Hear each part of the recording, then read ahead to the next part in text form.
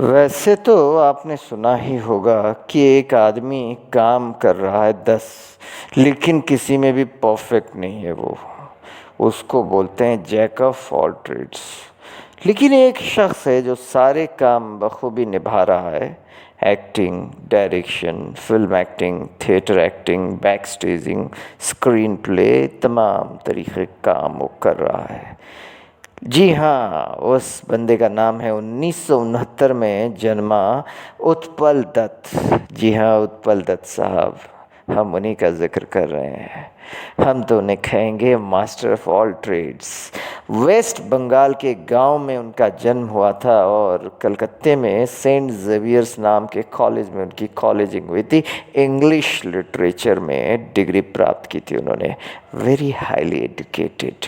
वो तो एजुकेशन को ख़ास विपन मानते थे अदाकारी फील्ड में, यानी कि फ़िल्म फील्ड में। वो कहते थे कि एजुकेशन के प्रति तवज्जो यानी कि ध्यान देना चाहिए। थिएटर में काम करते करते वो फिल्मों में आ गए और बम्बई फिल्म इंडस्ट्री की तरफ तब रुख किया था। गोलमाल, नरम गरम और दो अनजाने जैसी ख़ास तस्वीरों में कुछ ज़बरदस्त काम किया था। खाली यही नहीं, बहुत सारी फिल्मों में, बंगाली फिल्मों में उन्होंने ज़बरदस्त काम किया था और बंगाली फिल्मों से ही तो हिंदी की तरफ रुख किया था उन्होंने। लेकिन उनका दबदबा थिएटर में भी कुछ ज़बरदस्त रहा और वो कहते थे कि theatre is a language teacher for us and education system का एक हिस्सा होना चाहिए। हाईली एजुकेटेड उत्पल दत्त साहब कहते थे कि जैसे संगीत में 7 सुर होते ना, तो उससे भी कई ज़्यादा हमारी ज़बान में, यानी कि उत्पल दत्त कहते थे कि मेरी ज़बान में 7 सुरों से भी कई ज़्यादा सुर और रंग हैं और मैं उनका इस्तेमाल करता रहूँगा एक्टिंग में। और वो करते थे ऐसे ही। देखो, कभी सीरियस होते थे, कभी कॉमेडी करते थे और उनका जो कॉमिकल अंदाज था विलेनी का, यानी कि नेगेटिव कैरेक्टर पोर्ट्रेट करते समय, वो कुछ ज़बरदस्त तरीक़े का था।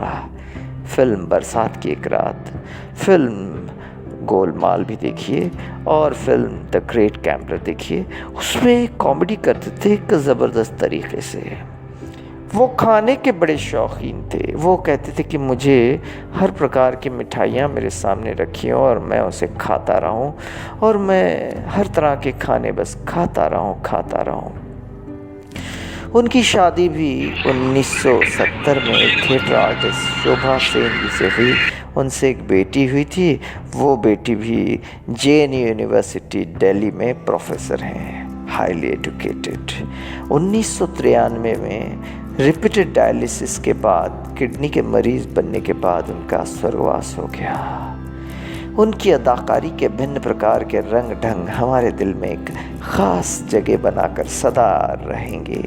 उत्पल दत्त जी हमारे लिए जीवित रहेंगे सदा।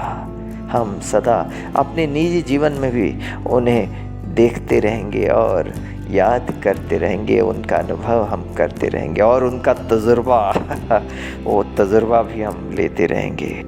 उत्पल दत्त साहब कहते थे, जब हम कॉमेडी करते हैं तो उस समय हमें शालीनता यानी कि सोफिस्टिकेशन की तरफ ख़ास तवज्जो यानी कि ध्यान देना चाहिए।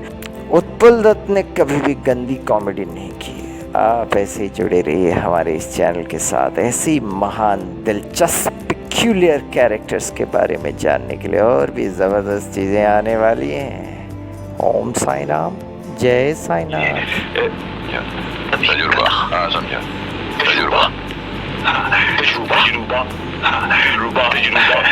बड़ा